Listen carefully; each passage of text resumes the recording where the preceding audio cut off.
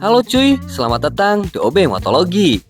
Jika kita bicara tentang motor 2 tak paling ikonik di Indonesia, Kawasaki Ninja 150 series adalah rajanya. Namun ada satu istilah yang selalu menghantui para pemiliknya, yaitu Super Kips. Bagi sebagian orang, Super Kips adalah sihir yang membuat motor ini melesat bak peluru. Tapi bagi sebagian yang lain, ini adalah penyakit yang bikin mesin mati mendadak atau hilang tenaga. Apakah sistem ini benar-benar sebuah kejeniusan mekanis dari para insinyur Kawasaki atau justru sebuah masalah yang lahir karena salah konsep? Hari ini kita tidak bicara soal kecepatan, kita bicara soal mekanika fluida dan presisi logam. Mari kita bedah rahasia di balik Super Kips. Dalam mesin 2 tak konvensional, lubang buang bersifat statis. Di sini letak dilemanya. Jika lubang buang dibuat rendah, motor enak di putaran bawah, tapi napasnya pendek di putaran atas.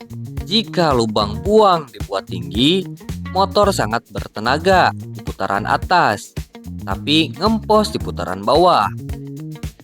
Para insinyur Kawasaki menolak kompromi ini. Mereka menciptakan Super Kips. Secara teknis, Super Kips adalah sistem katup variabel pada lubang buang. Saat mesin berada di bawah 7000 rpm, katup ini tertutup. Namun, begitu menyentuh angka krusial 7000 sampai 8500 rpm, katup ini akan membuka 2 lubang buang tambahan. Secara instan, durasi dan luas area pembuangan meningkat. Ini memungkinkan mesin membuang gas sisa lebih cepat, sehingga piston bisa berputar lebih tinggi tanpa hambatan tekanan balik berlebih. Ini adalah cara mekanis murni untuk mendapatkan best of both worlds. Inilah bagian yang saya sebut jenius. Super Kip bekerja secara mekanis murni. Tidak ada kabel sensor, tidak ada ECU yang memerintah katup ini. Sistem ini digerakkan oleh centrifugal governor yang terletak di bak kupling. Prinsip fisikanya sederhana. Semakin cepat truk as berputar, semakin besar gaya sentrifugal yang mendorong bola-bola besi di dalam governor untuk mengembang. Gerakan ini mendorong tuas penggerak yang tersambung hingga ke blok silinder untuk memutar katup kips. Mengapa ini jenius? Karena sistem ini sangat jujur. Bukaan katup berbanding lurus dengan putaran mesin secara nyata. Tidak ada lag elektronik. Ini adalah bukti bahwa mekanika murni bisa melakukan hal luar biasa tanpa campur tangan komputer yang rumit.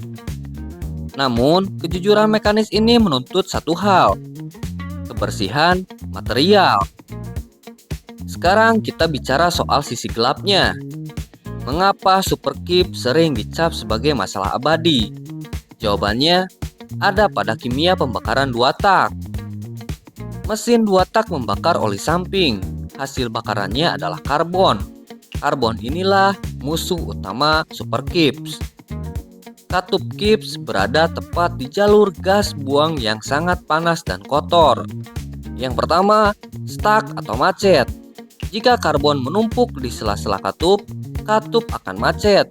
Jika macet saat tertutup, motor Anda akan terasa seperti kehilangan tenaga di putaran atas. Jika macet saat terbuka, motor Anda akan sulit hidup dan berebet di putaran bawah.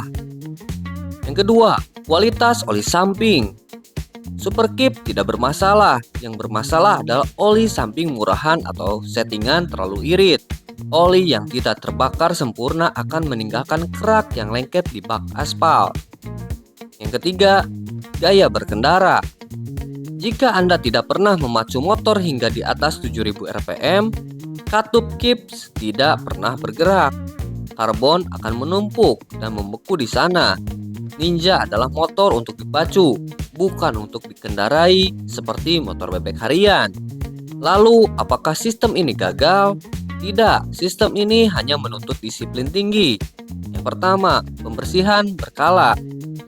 Secara teknis, tiap 5.000 sampai 8.000 km, blok harus dibuka dan katup kip harus dibersihkan secara manual. Jangan tunggu macet. Yang kedua, oli samping berkualitas. Gunakan oli samping dengan titik nyala yang tepat. Jangan hanya cari wanginya, cari kemampuan pelumasnya dalam meminimalisir kerak. Yang ketiga, sekali ajak ninja Anda berteriak.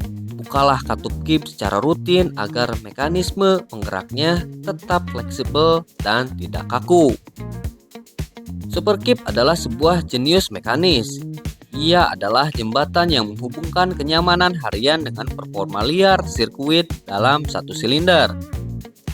Ini menjadi masalah abadi hanya bagi mereka yang tidak memahami cara merawat mesin berperforma tinggi.